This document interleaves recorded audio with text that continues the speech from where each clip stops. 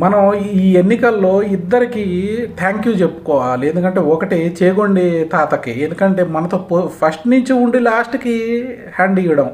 ఇంకా మన ముద్రగడ పద్మనాభం బాబాయ్ గారికి, ఎందుకంటే ఈయన వారు వన్ సైడ్ అయిపోవడానికి కారకులు ముఖ్యంగా. ఎందుకంటే మేము ఏదో వచ్చి ఎన్నికల్లో ఓటేసి పోదాము అని అనుకున్నాం తప్పితే, అక్కడ కిందకు వచ్చి గ్రౌండ్ లెవెల్లో పనిచేసి ఇంత పిఠాపురంలో కానీ మిగతా నియోజకవర్గంలో అంత బలంగా గెలుపుకు పోరాడతామని ఎవరు అనుకోలేదు.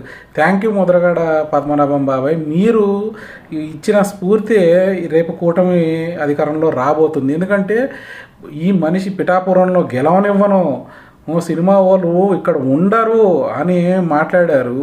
ఇంకా కాపులందరిని తీసుకెళ్ళి ఆయన ఏది మనకి రిజర్వేషన్లు ఇవ్వను అన్న మనిషి దగ్గర కాళ్ళ కింద తాకట్టు పెడదాం అనుకుంటే ఎవరు